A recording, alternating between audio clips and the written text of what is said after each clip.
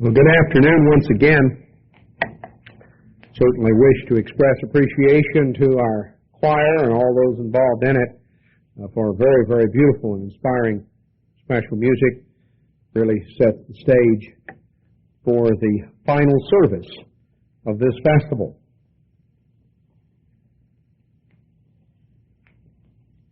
I trust that you and your family have had a good and a profitable days of unleavened bread, profitable festival season, as God would certainly desire in our behalf. For some of you, of course, it was your first time to observe this festival. For others of you, you've maybe observed it 5 times or 10 times or maybe even 20 or 30 times, because we have some here in our midst who have observed this festival many, many times. But whether or not this was our first time, or whether it was our 25th or 30th or whatever, it was certainly a time that God desires to focus our attention in certain areas.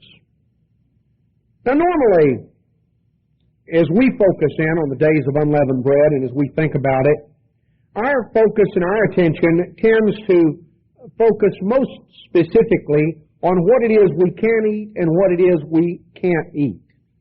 And we think in terms of getting rid of certain things and checking the labels and what we're eating and what we're not eating, and that's great and that's important, and God certainly stresses that.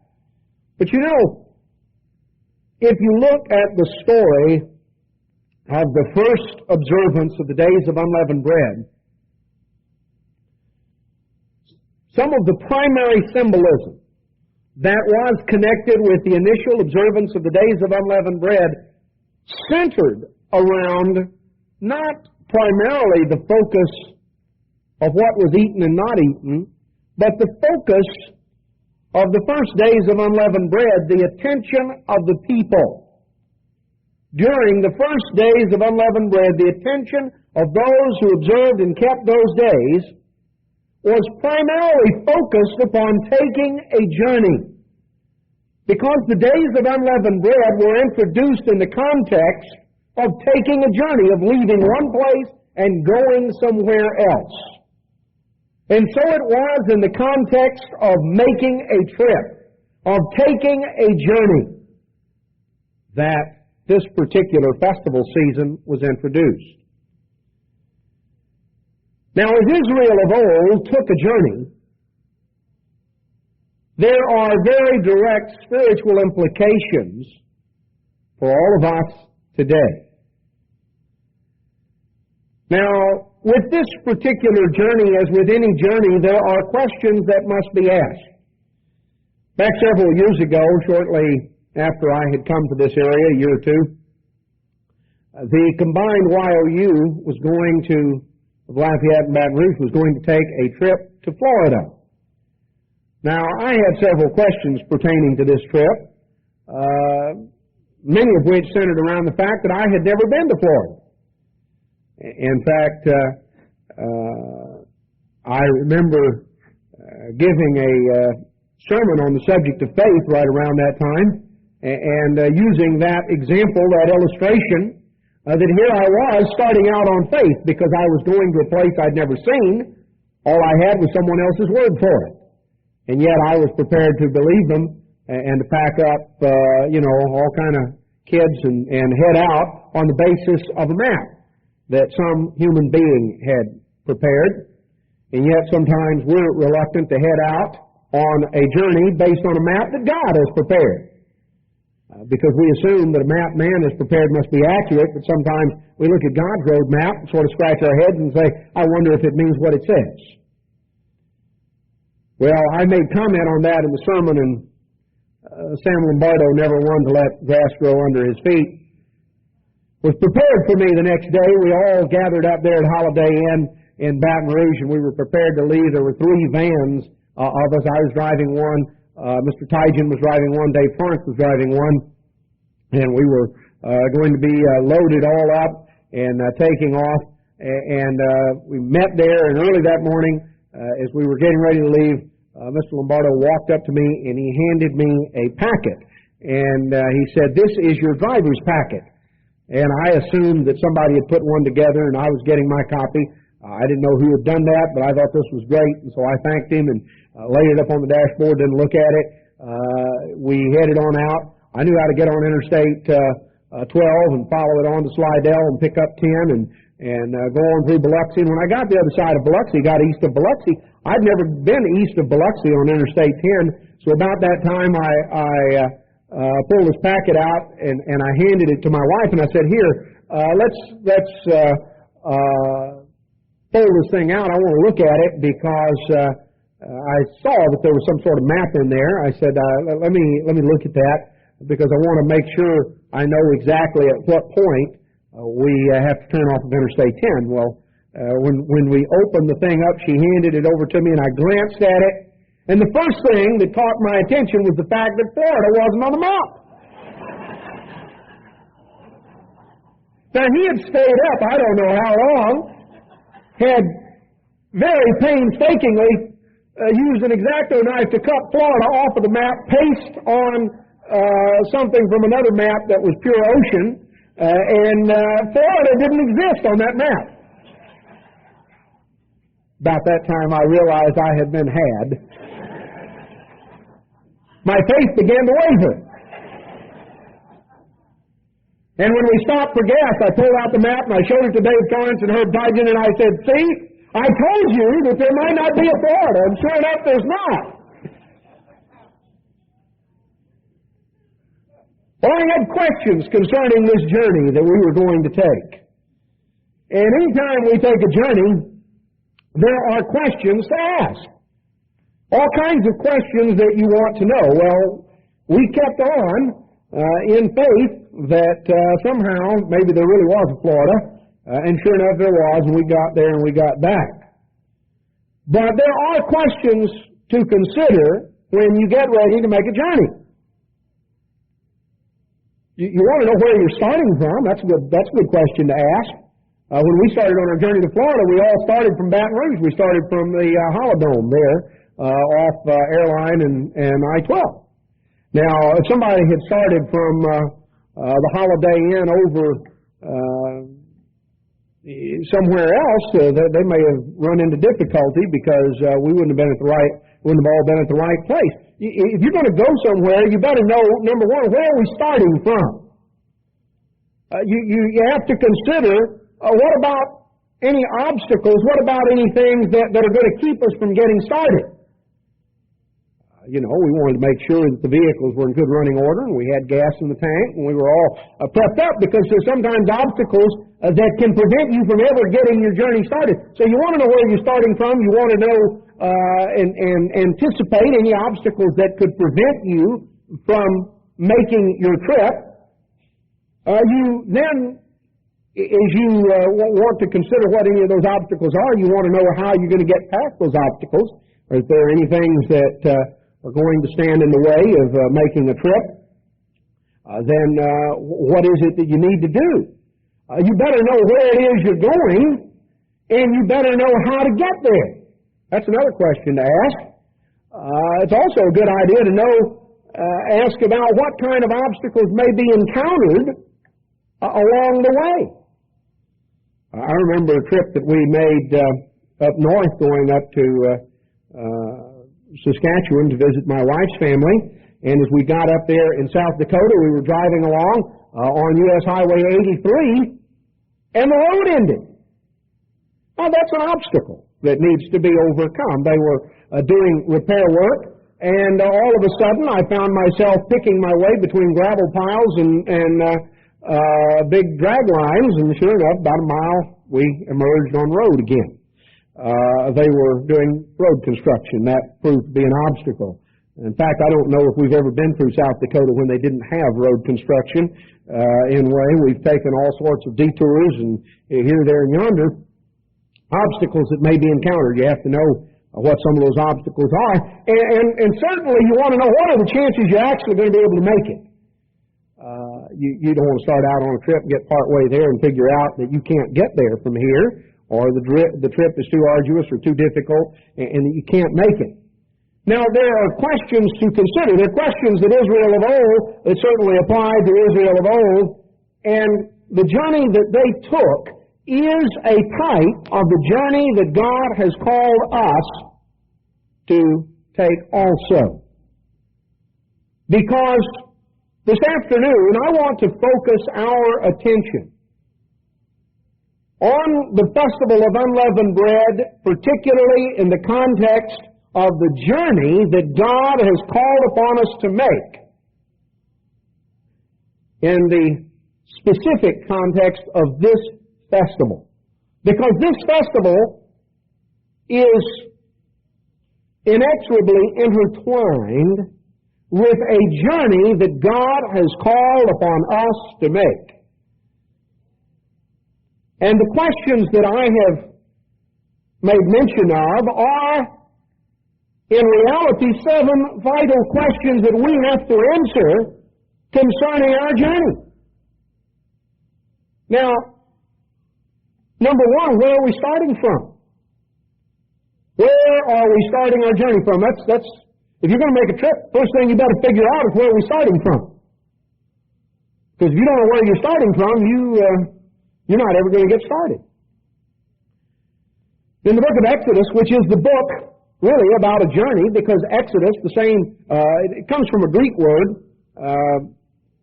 The term Exodus is a Greek term. We take it in our Bibles from the name given the second book of Moses by the Greek translators in the Septuagint translation made about 150 years prior to the time of Christ. And the Greek term Exodus is the same word that we get our word exit from. You look back over the doors and there's a sign and it says exit. That means that's where you go out. Now, Exodus comes from exactly the same word, the same root. It is a book that tells the story of a journey going out.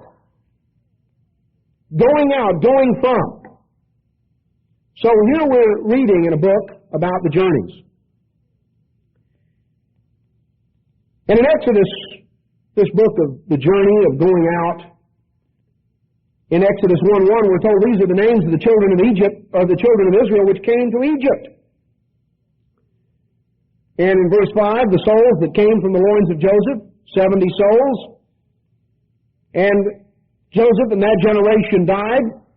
The children of Israel were fruitful. There arose a new king over Egypt that didn't know Joseph. And in verse 11, he set taskmasters to afflict them, and they built treasure cities. They were afflicted, they multiplied, they grew. The Egyptians made the children of Israel to serve with rigor. They made their lives bitter with hard bondage in mortar and in brick, and in all manner of service in the field. All their service wherein they made them serve was with rigor. They dealt harshly, cruelly.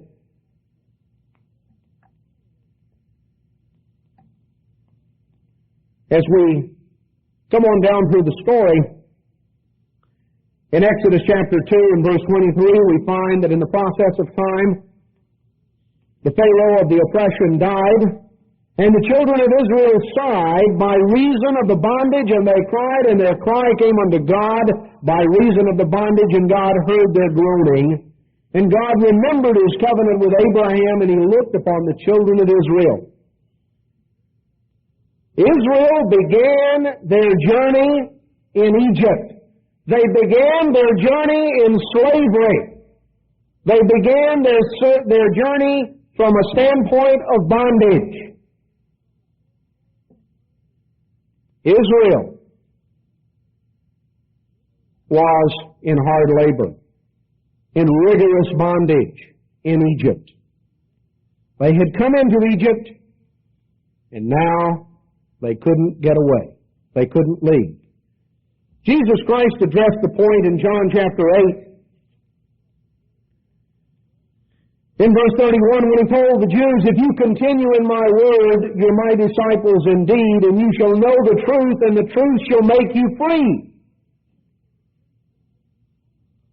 Jesus went on to say in verse 34 of John 8, "Whosoever commits sin is the servant of sin.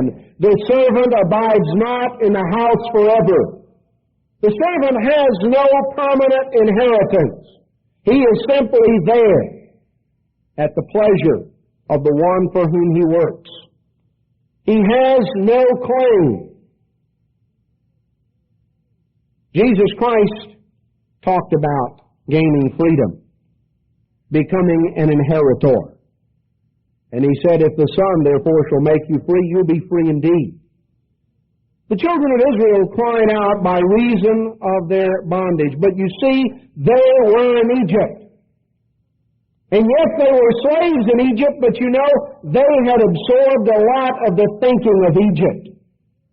They were in Egypt, but brethren, even more importantly, Egypt was in them. Egypt was in them.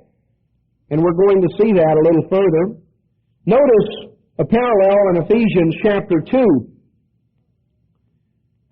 Ephesians 2:1, the Apostle Paul writes, "You has he quickened, who were dead in trespasses and sins, wherein in times past you walked, you journeyed, according to the course of the world." You followed the way that everybody else followed. You followed the way of least resistance. You walked according to the course of this world.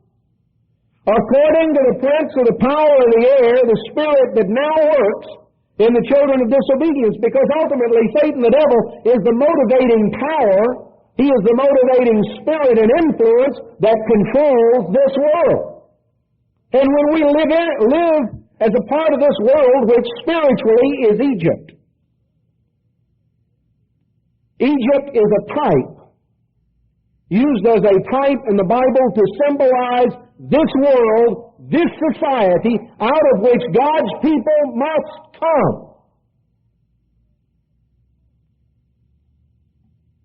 Who is the motivating power? Who is the Pharaoh of our oppression? None other than Satan the devil, the prince of the power of the air, the spirit that now works in the children of disobedience. And in times past, we walked according to the course of this world. We fit in with the world. We were a part of the world. We thought like the world. We acted like the world. We looked like the world. We fit in with the world. We were part and parcel of this society. We didn't stand out. How could we stand out? We were part of it.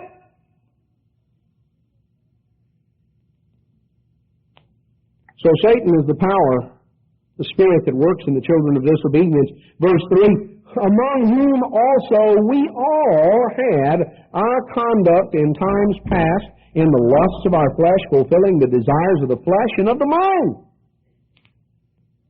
And were by nature the children of wrath, even as others." We lived in this world, and we were conducting ourselves the way the world does. Pulled and motivated by the lusts of the flesh and the desires of the mind. The desires of the mind. The lust of the flesh. The pull to be like everybody else, to fit in, to be important, to the vanity, the jealousy, the lust, the greed. Aren't these the motivating factors of human nature? Vanity, jealousy, lust, greed. Pick up any of the magazines that are directed, people-oriented type magazines. And everything from the covers to the individuals that are featured to the stories, the whole emphasis is on vanity and jealousy and lust and greed. These are the things that are exalted. And there was a time when you and I fit in with that because that's the way we were motivated too. In the book of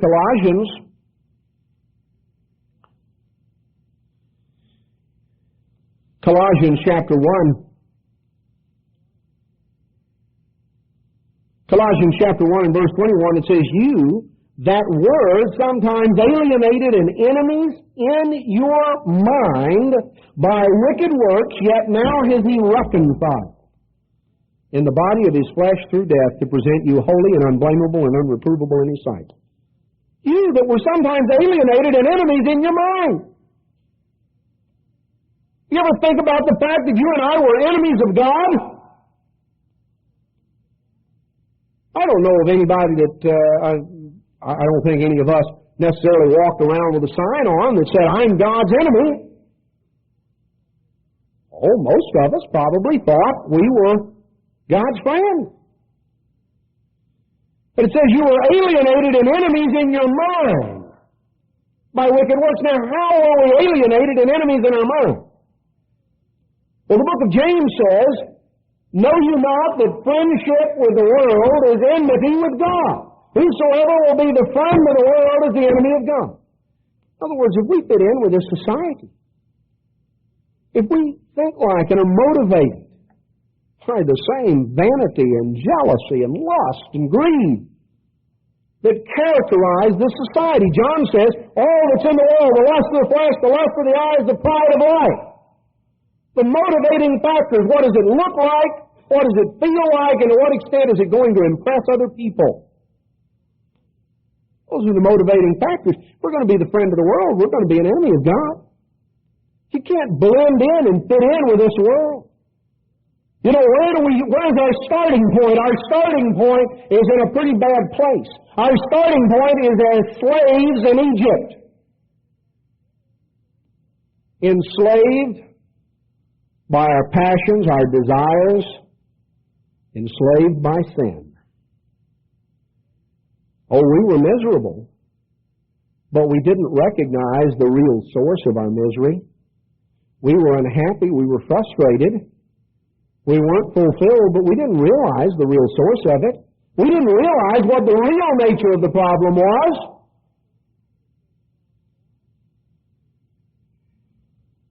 Our starting point.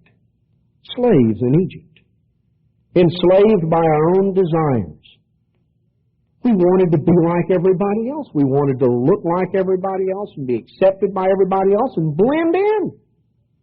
We wanted to be accepted by the world. By the world. And in reality, that desire, that craving to be accepted by the world and to be recognized by the world enslaved us.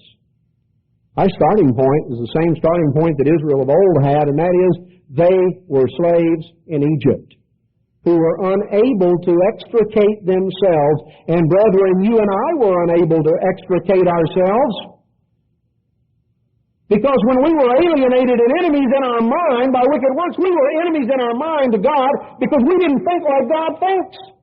We weren't tuned in on the same wavelength. We didn't have the mind of Christ. We were motivated by the attitude of competition, of vanity, of jealousy, of lust, of greed. We were motivated by the same motivations that Satan uses and broadcasts to motivate this whole world. And we didn't recognize that, but God took the initiative. We didn't extricate ourselves. God took the initiative. He gave His only begotten Son, who gave Himself for us, and in the body of His flesh, Jesus Christ, through death, made possible our being able to be presented to God, holy and unblameable and unreprovable in His sight, because He made possible our freedom. If the Son shall make you free, then shall you be free indeed. So our starting point was as slaves in Egypt. But you know, there are obstacles to keep us from ever starting our journey out of Egypt. God raised up Moses and sent Moses to Egypt. And He said, I want you to go back and tell Pharaoh, let my people go. And in Exodus 5:1, Moses and Aaron went in and told Pharaoh, thus says the eternal God of Israel, let my people go, that they may hold a feast unto me in the wilderness. And Pharaoh said, who is the Lord, that I should obey His voice to let Israel go.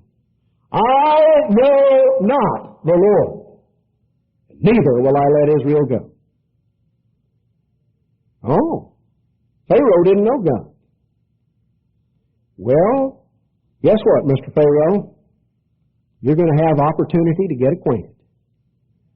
And in the preceding, and in the following weeks, Pharaoh was introduced to God, the God of Israel, the God who is the real God, the true God, the Creator God. But as Mr. Rice pointed out this morning in the sermon, Pharaoh was not one who was quick to take a hint. He was not a real receptive individual.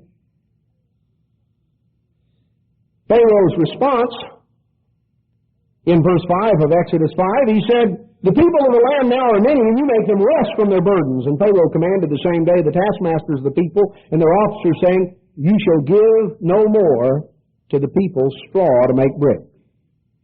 You don't do that anymore. Let them go and get the straw for themselves. The tale of the bricks, which they did make heretofore, you shall lay upon them, and you shall not diminish, for they are idle. They got too much time on their hands. They're talking about going out and sacrificing to God. They think they worked hard now. I'm going to double their trouble. Now, there are obstacles that come along to prevent us from serving God. You know, here's something to be a little bit discouraging. And you find out as you go on through Exodus 5, the people were discouraged. They told Moses, "Look, we thought it couldn't get worse, but we were wrong. You went to see Pharaoh, and guess what? It's worse." You know, sometimes we have the idea when God begins working for us, or begins working with us, that we're ready to leave all our troubles behind. We're ready to leave all our troubles behind. And what we find is that sometimes old Pharaoh gets stirred up, and there are things that are thrown in our way to discourage us. He attempted to intimidate and to threaten and to discourage Israel from ever taking the journey. Now we can go on through, I'm not going to go through each of the plagues, but you find how as God began to deal with Pharaoh through Moses, the water was turned to blood, and then the plague of the frogs, the plague of the lice. Whenever I read the plague of the frogs, I always have to think, many of you have the Bible story books the church published over the years, and the inimitable drawings of Mr. Basil Wolverton that illustrated those books. And the one that I always think of that sort of sums it up to me is this picture of Pharaoh with his eyes bugged out, and he's holding his cup, and this little frog is popping up out of the cup. Because it says there were frogs everywhere. I don't know if one literally came out of Pharaoh's cup or not, but they were everywhere. And yet that still didn't entirely get through to old Pharaoh. The plague of the lice and the plague of the swarms. And finally, in Exodus 8:25, after the fourth plague, Pharaoh called Moses and Aaron and he said, "Go and sacrifice to your God in the land."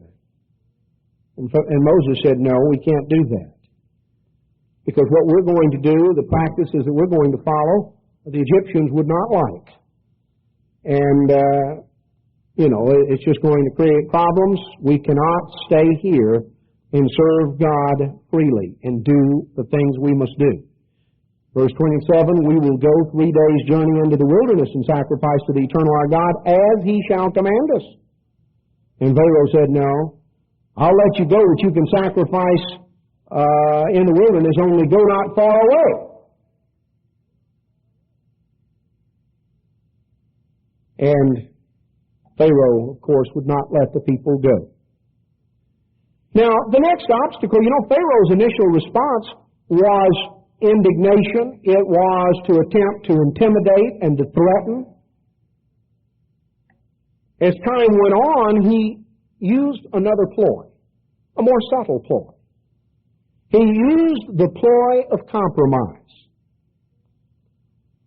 All right, if you are determined to take the journey and serve God, then let's compromise. Don't go all the way out of Egypt. Just sort of get to the edge of Egypt.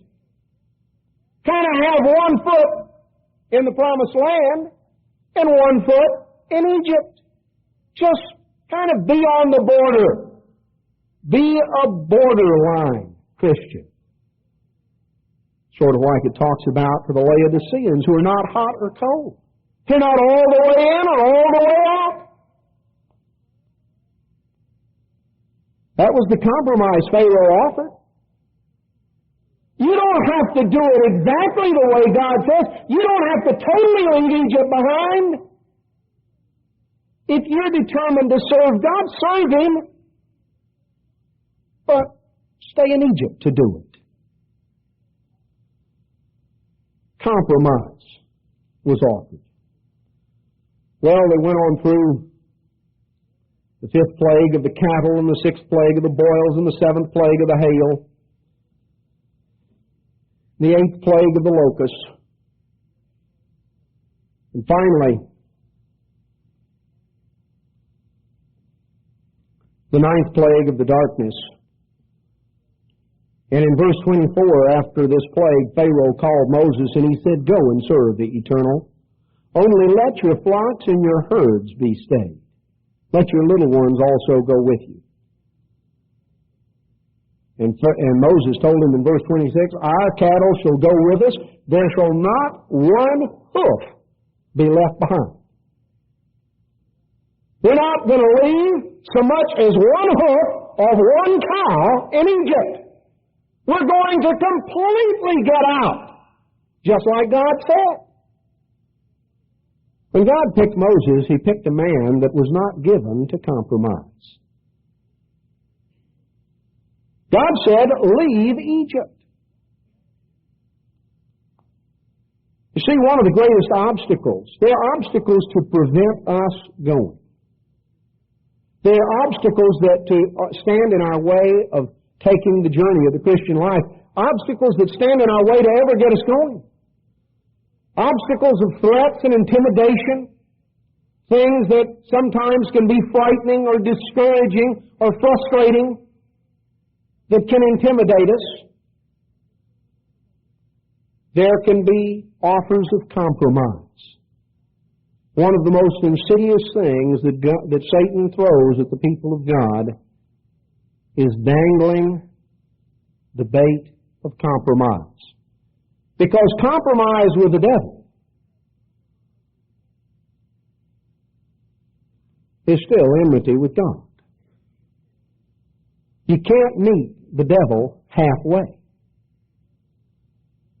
There is no common ground that we can have with Satan. We either want to be part of the world, we either want to stay in Egypt, or we want to go with God. And if we want to go with God, we better get as far out of Egypt as we can. And not try to dangle our toe in the cesspool and see how close we can get without falling in. That's the attitude some sometimes seem to want to have. They want to know how close they can get to the world.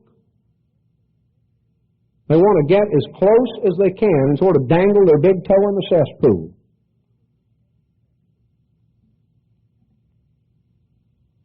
Well, when Egypt, finally, the 10th plague, the slaying of the firstborn, Israel began their journey. They came out of Egypt with a high hand. We're told here in Exodus chapter 14. They came out and they were excited.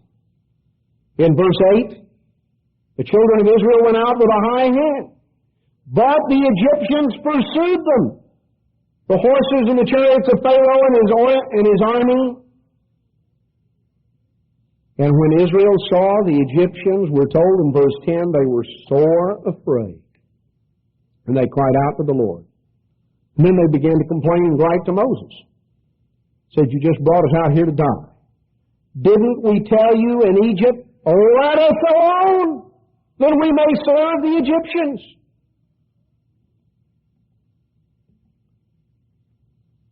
You know, Israel was dissatisfied when they were in Egypt. But they weren't sure that they really wanted to undertake this journey. Because you see, one thing about following God is you've got to walk by faith. And humanly, we like to walk by sight. We like to see where we're going. That's one of the reasons that idolatry has always had an appeal to human nature. Because people find it far easier to trust in what they can see than in what they can't see. It's hard to trust what you can't see. Far easier humanly to trust in what we can see and touch and taste and feel and measure. This is the lure that idolatry has always had to human nature. Because with an idol you can see it, you can touch it. It's there, it's, quote, real. Is it real? See, what's the illusion and what's the reality? Is the idol the reality? No, God is the reality. The idol is nothing. But you see, if you trust your senses, if you trust only what you can see and hear and touch and taste, if that's what you trust, then the idol meets that criteria. You can touch it. You can see it. It's there. Now, God, you can't reach out and touch Him. You can't see Him with your eyes. You can't touch Him with your hands. Somehow this is frightening to people.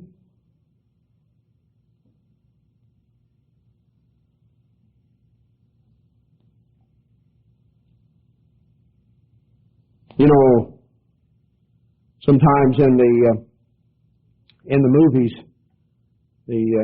some of the certain shows or something that involves maybe a serious illness or an accident, you know, the most frightening thing, it seems, that can be said to the people gathered there is when the doctor sort of walks out and he shakes his head and he says, "I'm sorry. We've done all we can do. I'm afraid it's in God's hands now." Boy, that's a signal for everybody to fall apart and start crying. Because that's just, oh, no. Surely you can do something. That's frightening.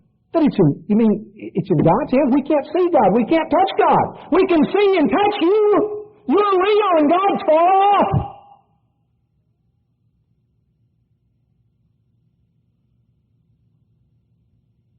Israel was overwhelmed here because they could see Pharaoh's army and they were scared. They said, "Oh no."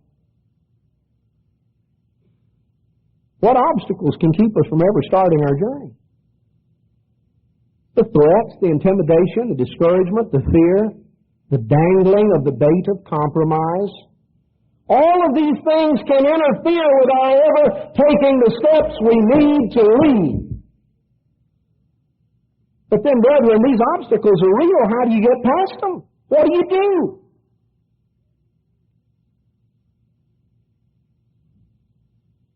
Well, the answer, you see, how do we get past these obstacles? You better know the answer to that question when you start your journey. Moses told them the answer right now. They said, "Look, if it was better, why don't we just turn around, surrender, go back? Maybe they'll take us back and let us be their slaves again."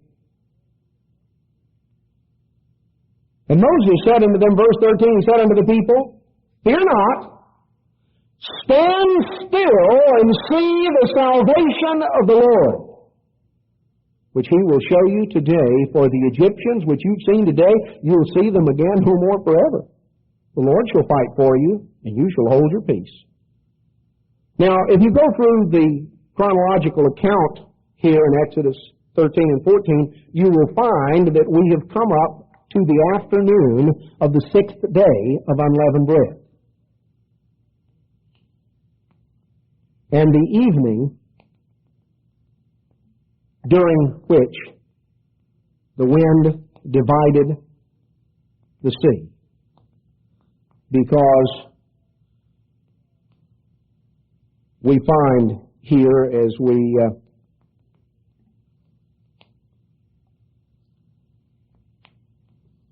they went forward in verse 21, the Lord caused the sea to go back by a strong east wind all that night. That was the night that began the last holy day of the days of unleavened bread.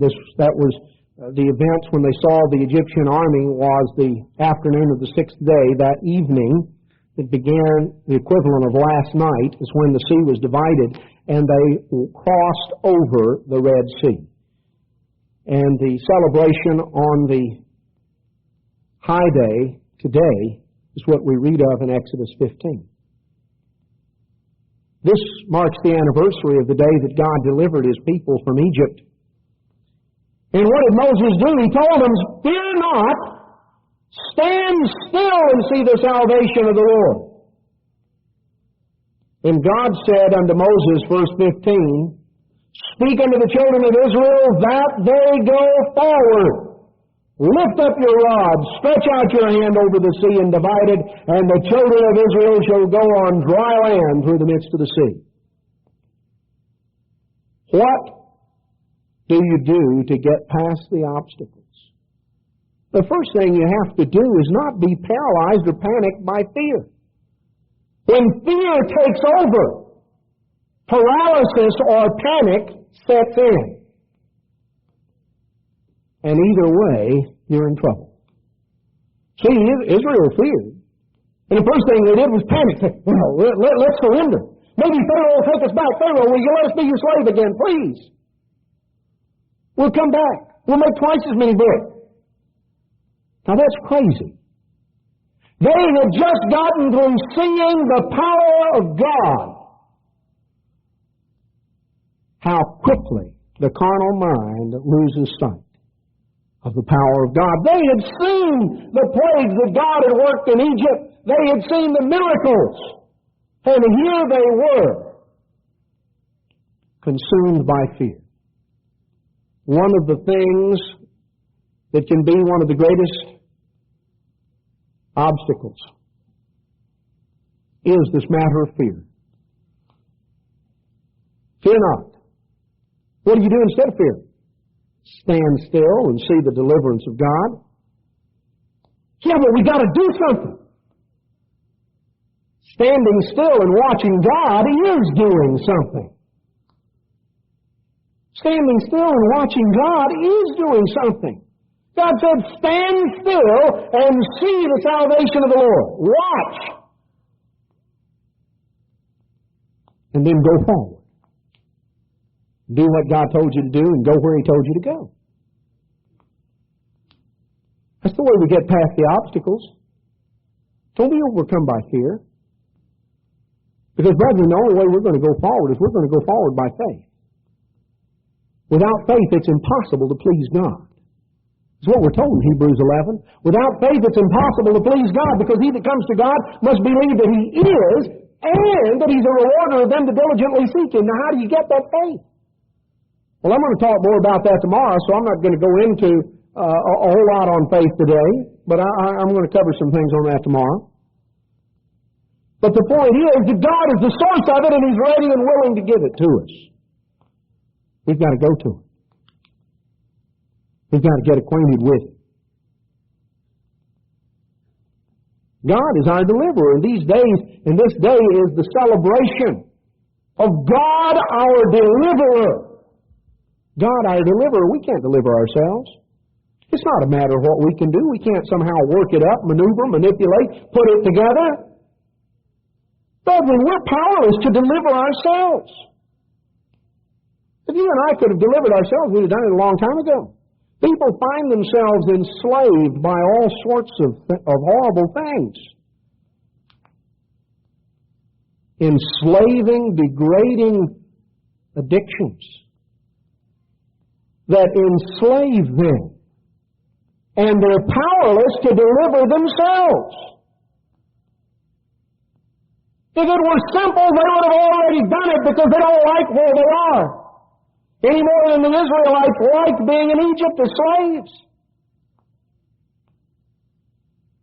They're powerless to deliver themselves. But the end of the story is not our powerlessness, it is God's power. It's God's power. We're here to celebrate God, our deliverer. But you know, sometimes it looks bleak. You see, God doesn't tell you all the details. We like to see where we're going and where the next step is going to be placed.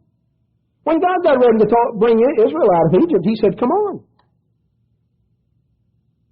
Now, you know, He didn't tell Moses, look, you tell all the Israelites Pharaoh's army is going to follow, but that's okay because I'm going to drown them in the sea. See, He didn't tell them that. He led them, and if you look at it on a map, it looked like He was going in the wrong direction. It looked like He was going in the wrong direction. If you trace the journey on a map, you'll find out you can't get there from here, not unless you build a boat. There is a way that you can cross overland and go up into the Sinai Peninsula, but you know, there were warring tribes up there, and God said, I'm not going to take them that way. I'm not going to take them the way of the Philistines. I'm going to bring them down here by the Red Sea. Well, you go down by the Red Sea, and the sea begins to widen out and get wider. How do you get across? They wound up, and they were between, you've heard of the devil and the deep blue sea. Well, they were between Pharaoh and the deep Red Sea. They had a mountain on one side, Pharaoh's army on the other, and the sea on the other. They were hemmed in a triangle. And human nature says, there's no way out. Moses, you made a wrong turn. I don't know where you got the map, but it was the wrong one.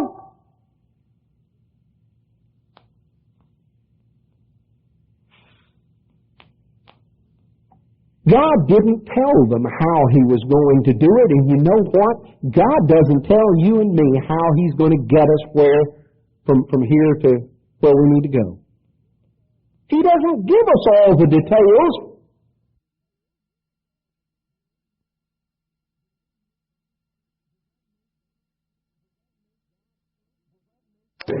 Does that make God stumped? I can't figure it out, so God's sitting up there wondering, what am I going to do? He can't figure it out, so I don't know what to do. That's ridiculous. God's the creator of the universe. He has all knowledge and all power. Because I can't figure it out, what does that mean? It just means I can't figure it out. I don't have to figure it out. God already knows. If I just stick around, He'll show me. You can't figure it out. You look and say, I don't see how God's going to fix that. Well, I don't see how God's going to solve that, boy. So, I'll let you in on the secret. There are a lot of things I haven't seen over the years. A lot of things I haven't been able to figure out. Some of the things I thought I'd figured out, found out I hadn't. But you know, I hadn't come up with anything yet that God didn't have figured out. No problem yet that God hadn't known what to do or how to fix it. How do we get past the obstacles?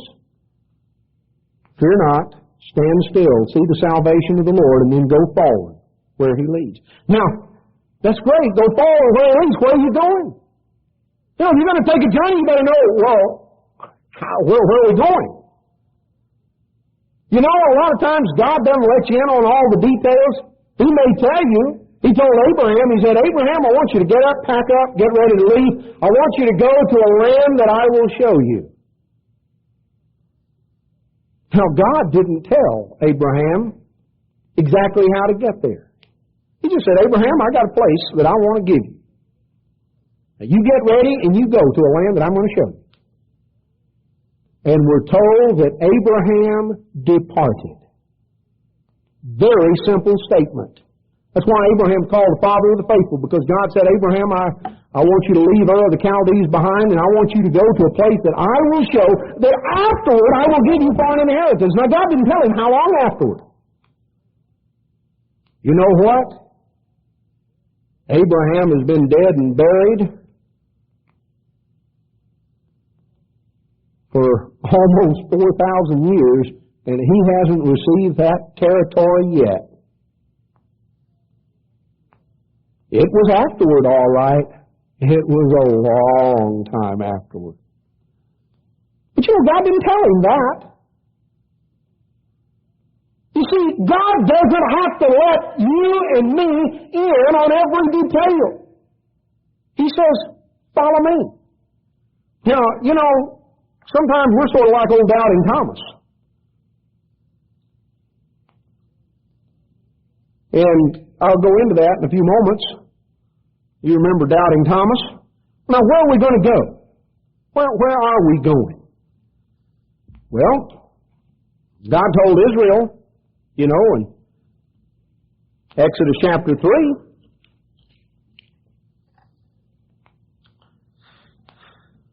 He told Moses, He said, in verse 15, you tell the children of Israel, the God of your fathers, the God of Abraham, the God of Isaac, and the God of Jacob has sent you.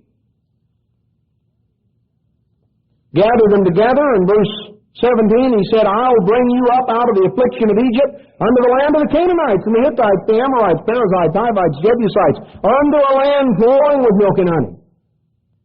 Got a place for you. Now in Exodus chapter 13, as the children of Israel prepared to leave Egypt,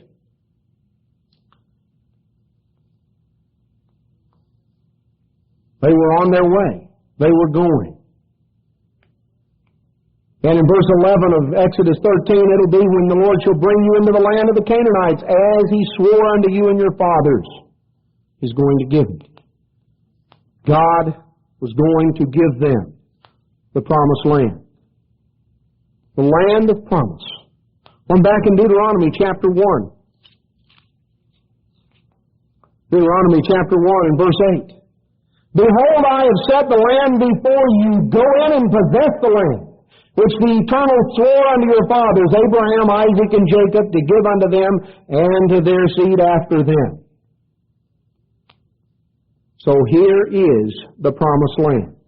Now Moses didn't live to bring them into the promised land, but Joshua was the one that led them across the Jordan River and into the promised land.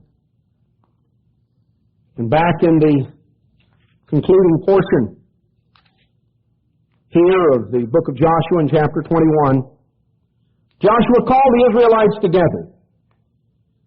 We're told in Joshua 21 verse 43, the Lord gave unto Israel all the land which He swore unto their fathers, and they possessed it and dwelt therein, and the Lord gave them rest round about, according to all that He swore unto their fathers, and there stood not a man of all their enemies before them. The Lord delivered all their enemies into their hand. There failed not aught of any good thing which the Lord had spoken unto the house of Israel. All came to pass.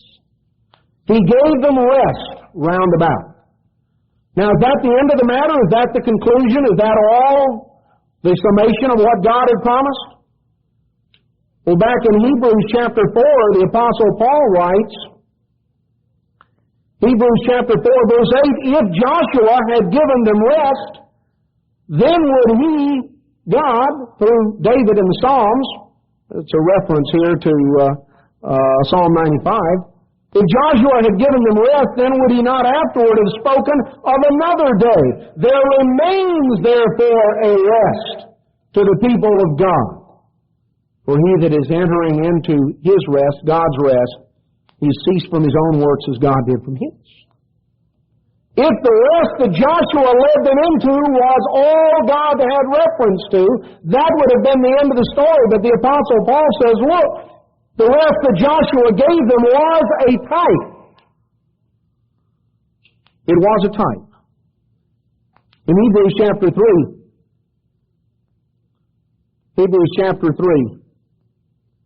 in verse 17, with whom was He grieved 40 years? Was it not with them that sinned?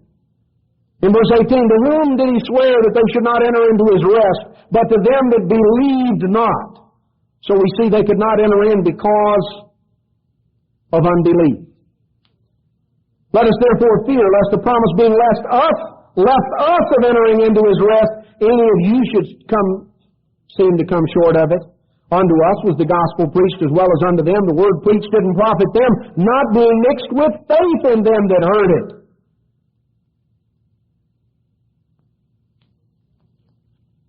So the point is,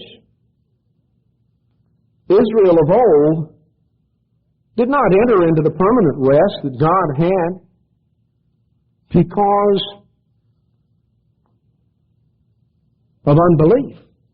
Now the generation that entered, they entered into a physical rest, but it was a type of what God has in store for us. That's why Hebrews 11, the faith chapter, concludes in verse 39, these all, having obtained a good report through faith, received not the promise. God having provided some better thing for us, that they without us should not be made perfect, they should not be made complete. The ultimate rest, the ultimate inheritance, the ultimate promise is what God has in store for us, the kingdom of God. Where are we going? We're going from Egypt to the promised land. We're leaving behind our citizenship, our allegiance, our loyalty, our devotion to Satan's world, and we're on our way into the kingdom of God. That's where we're going. But how do we know the way? How do we know the way? You know, in John 14, Jesus speaking to his disciples, final night, the night of the Passover, or prior to his being crucified, after Passover service. In John 14:3, he says, I go and prepare a place for you, and I will come again and receive you unto myself, that where I am, there you may be also. And where I go, you know, and the way you know. And Thomas said unto him, Lord, we don't know where you're going, and how can we know the way? You know, old Thomas was not the most positive fellow in the world, and he always was looking on the difficult side of things. And he said, Lord, wait a minute. Now, you're talking about going and coming and us getting there. He said, look, I don't know about the rest of these guys, but I don't think any of us know where you're going, and I sure as well don't know how to get there.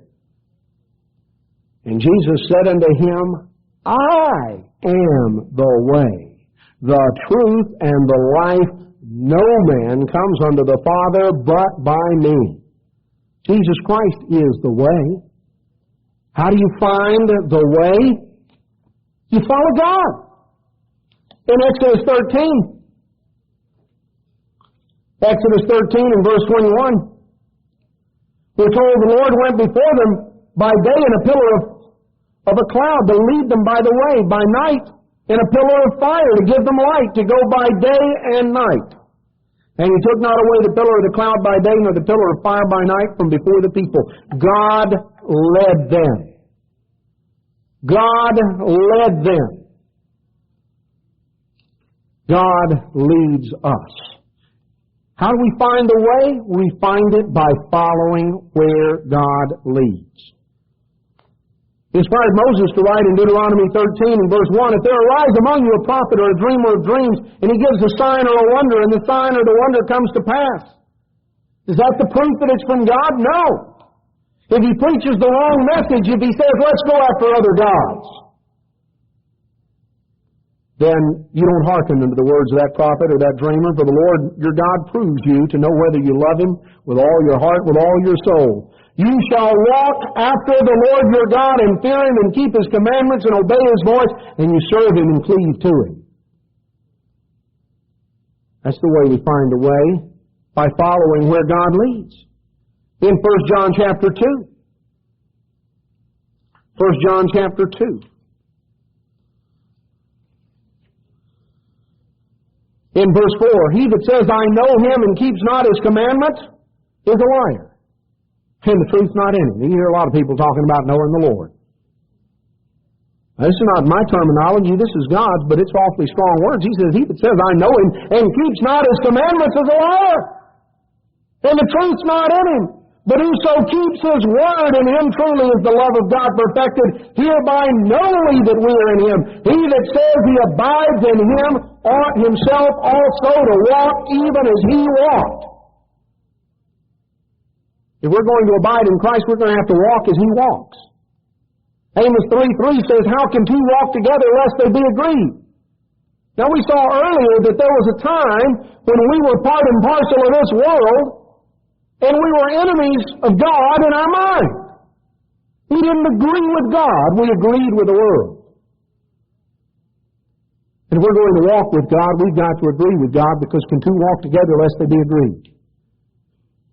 We've got to agree with God, which means we've got to repudiate the agreement that we have with the world. The lust of the flesh, the lust of the eyes, the pride of life, things that look good, feel good, make us seem important and impress others. The vanity, jealousy, lust, and greed that serve as the motivation. How do we find the way? By following where God leads, one step at a time, one day at a time. And God doesn't give you a detailed road map that shows you every obstacle, every hill and bump, every valley, every stream that you're going to have to go through and around and over. He doesn't tell you all of that. He says, follow me. I'll lead you. Yeah, Lord, but what's over the hill? Boy, I tell you, this is rough. I don't know if I can handle what's over the hill. There's not another desert over there, is there? God says, follow me.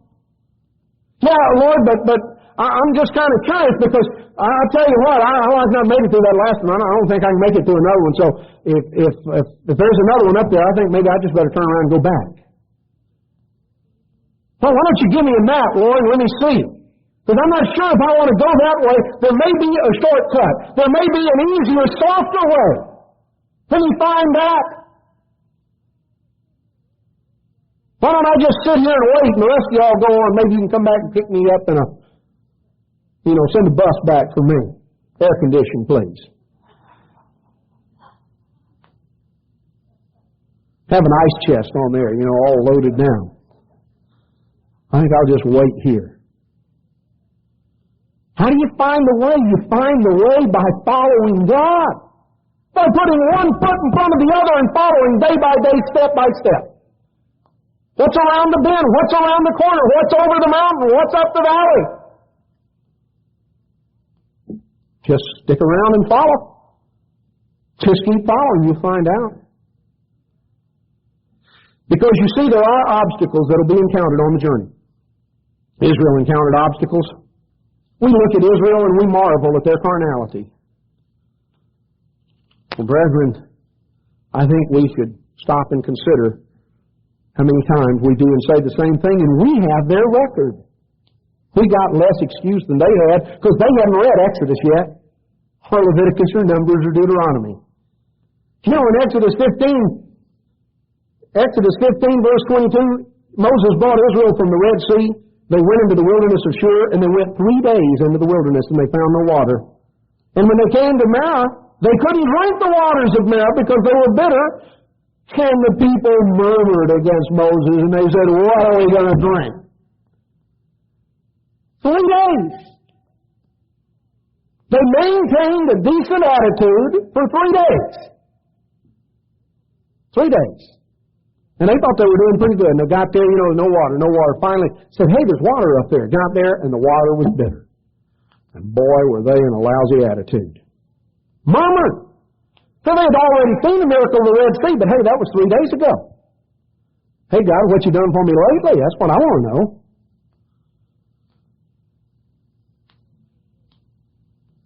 And so God says, they cried unto the Lord. And God said He proved them.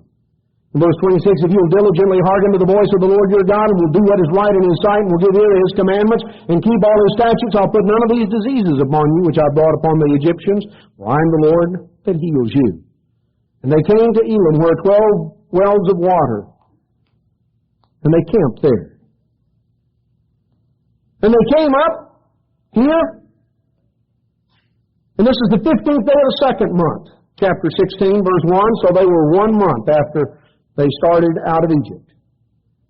And the whole congregation of the children of Israel murmured against Moses and Aaron.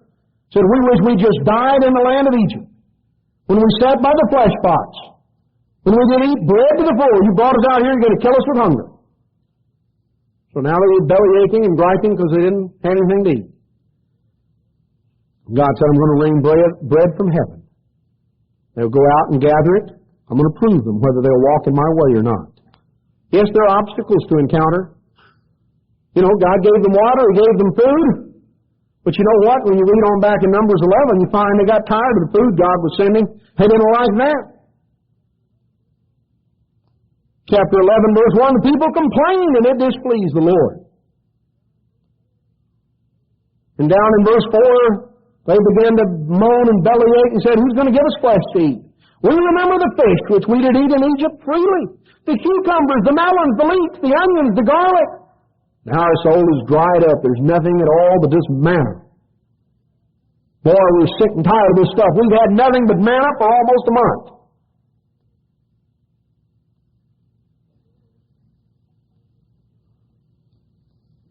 Of course, none of us would have complained, would we?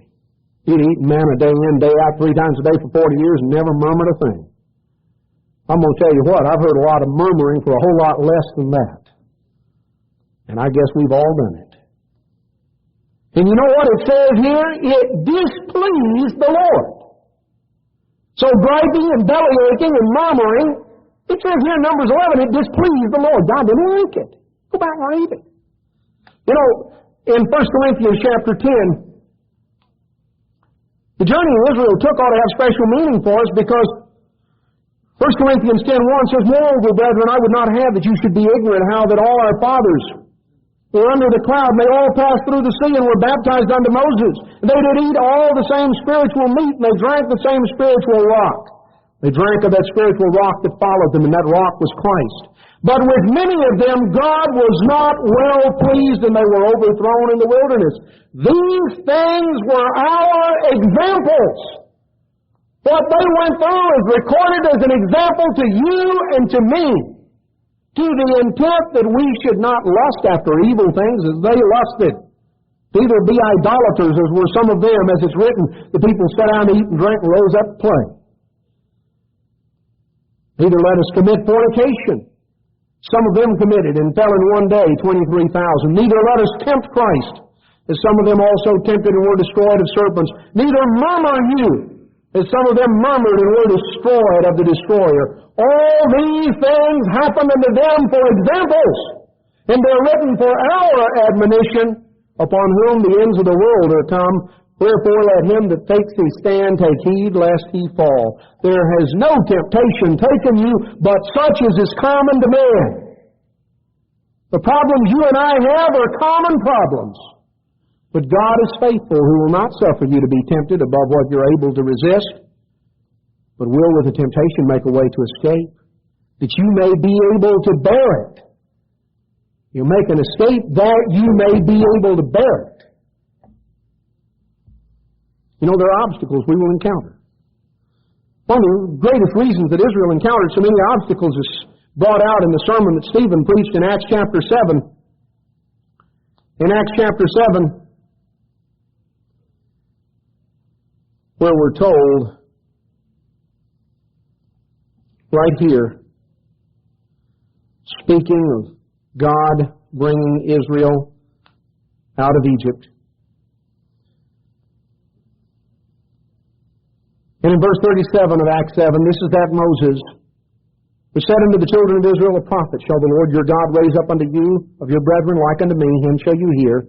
This is he that was in the church in the wilderness, with the angel which spoke to him in Mount Sinai, with our fathers, to give them the lively oracles, the living law to give unto us, to whom our fathers would not obey, but thrust Moses from them, and in their hearts turned back again to Egypt.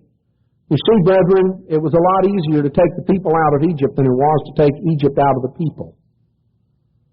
They brought Egypt with them in their hearts.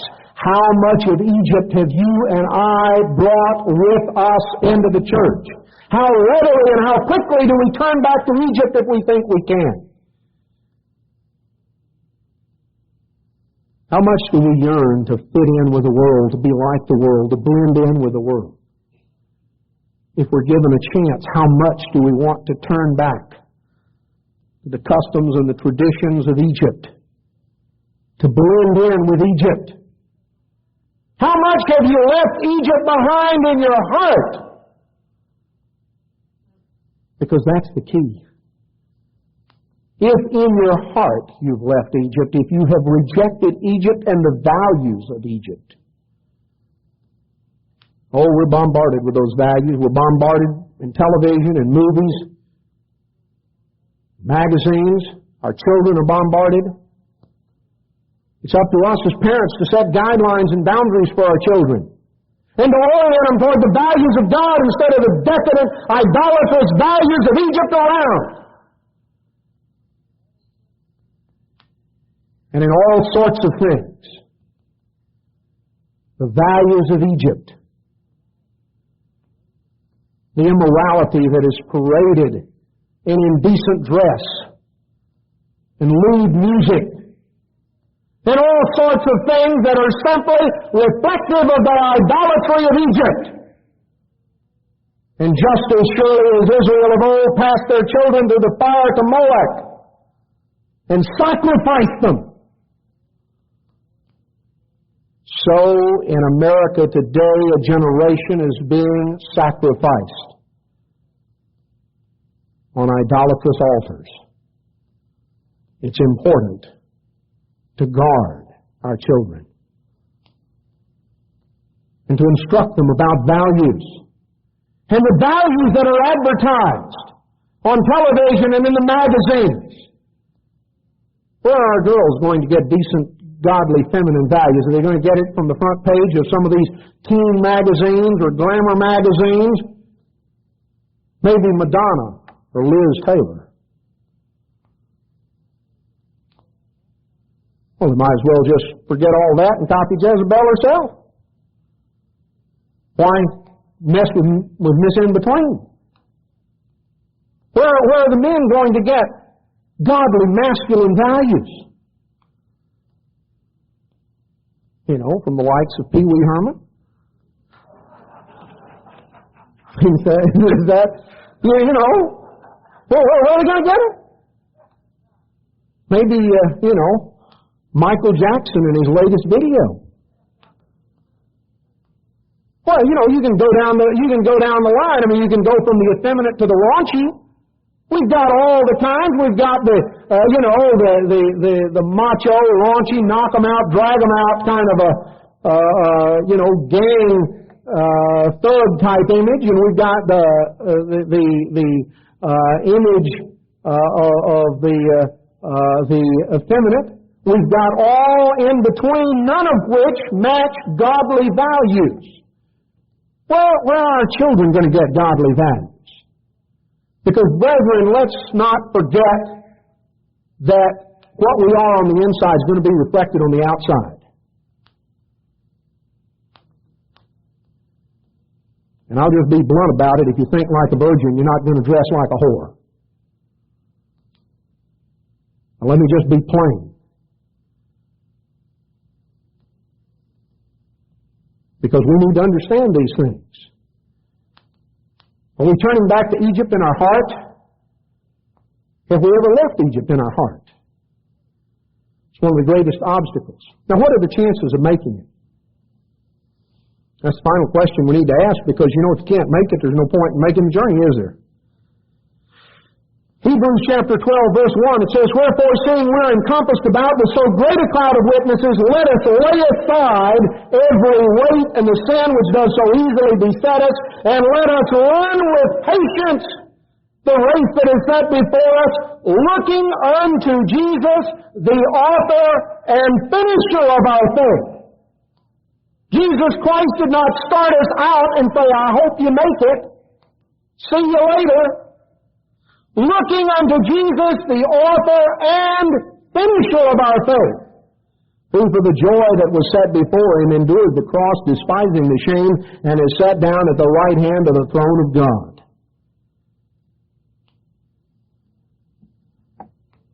We have one who has gone before, the captain of our salvation, the author and finisher of our faith, the one who makes it possible. The one who started Israel out of Egypt with a high hand, and he brought them across the Red Sea dry shod. He was there at the beginning and there at the end. That's why there are 2 holy days in the days of unleavened bread, one at the beginning and one at the end, because 7 is God's number of completion and perfection. And the days of unleavened bread are illustrative of completely coming out of Egypt. But it takes the hand and the power of God to start us out, and it takes the hand and the power of God to finish us up. You and I can't start out on our own power, and we can't finish up on our own power. But brethren, we haven't been called to do it on our own. The whole message of this festival is that God is our deliverer. Jesus Christ is the captain of our salvation, the author and the finisher of our faith, and we're here to celebrate deliverance. But you know, we have to want to leave Egypt. We can't afford to be paralyzed with fear. We've got to trust God. We've got to set our eyes on the promised land. We've got to follow Christ in order to get there.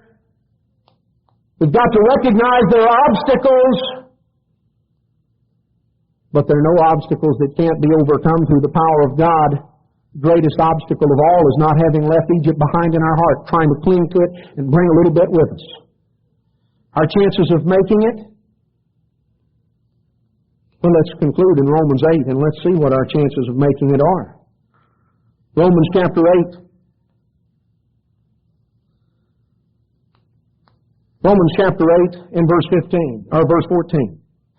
As many as are led by the Spirit of God, they are the sons of God. We've not received the spirit of bondage again to fear, but you've received the spirit of sonship, whereby we cry, Abba, Father, a close, intimate, personal relationship with God. The Spirit itself bears witness with our spirit that we are the children of God, and if children, then heirs. Heirs of God, joint heirs with Christ. Do we understand what that is? To be an heir, to be an inheritor. What if somebody told you you're going to be the heir? Sam Walton, who just died, you're going to inherit all the Walmart stores. You're going to be worth $2 billion. You know, you're named in his will, his heir. Oh, that seemed pretty real, man.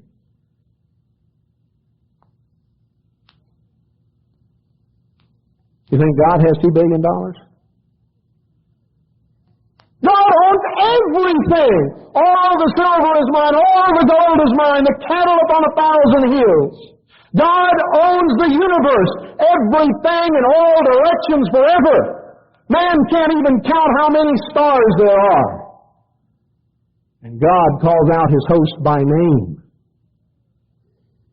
If we're His children, then we're heirs. Do we understand what that means? We're inheritors, heirs of God, joint heirs with Christ. We stand to inherit all things.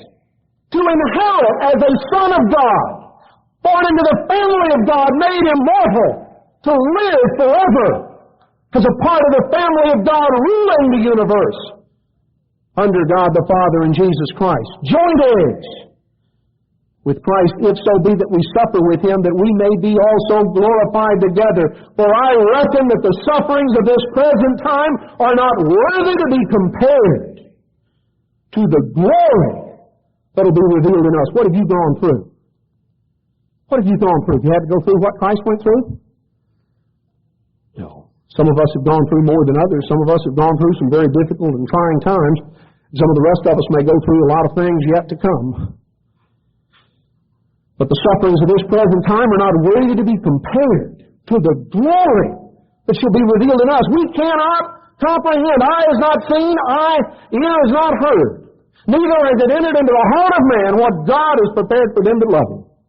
You and I can't even begin to grasp what God has in store for us. It's so much greater and so much better, so much more wonderful than anything you and I could even begin to contemplate. If we even saw an inkling of what God has in store for us, we wouldn't trade it for anything. Esau traded his birthright for a bowl of soup. What will you sell yours for? Sour grapes.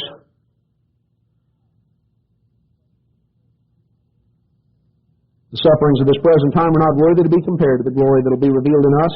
The earnest expectation of the creation waits for the manifestation of the sons of God. The manifestation of the sons of God. Continuing on, here in Romans 8. In verse 31, what shall we say then to these things? If God be for us, who can be against us? What are your chances of making it? Well, if God's for you, who can be against you? You don't need to know who's on the other team. If God's on your team, hey, or you're on God's team, that's all you need to know. He that spared not his own Son, but delivered him up for us all, how shall he not with him also freely give us all things? You think God would have given Jesus Christ as a sacrifice for you and for me, and then withhold what you and I need in order to avail ourselves of that? Who shall lay anything to the charge of God, the elect? It's God that justifies. Who is he that condemns? It's Christ that died, yea, is risen again, who is at the right hand of God, and who makes intercession for us. Who shall separate us from the love of Christ? Shall tribulation, or distress, or persecution, or famine, or nakedness, or peril, or the sword? As it is written, for your sake we're killed all the day long, we're accounted as sheep for the slaughter. No, in all these things we are more than conquerors. More than conquerors through him that loved us. For I am persuaded that neither death, nor life, nor angels, nor principalities, nor powers, nor things present, nor things to come, nor height, nor depth, nor any other creature shall be able to separate us from the love of God, which is in Christ Jesus our Lord. What are our chances of making it? Brethren, if God is for us, who can be against us? Looking to Jesus Christ, the author and the finisher of our faith, we are here to celebrate deliverance. Deliverance from the bondage of Egypt and into the glorious liberty of the children of God.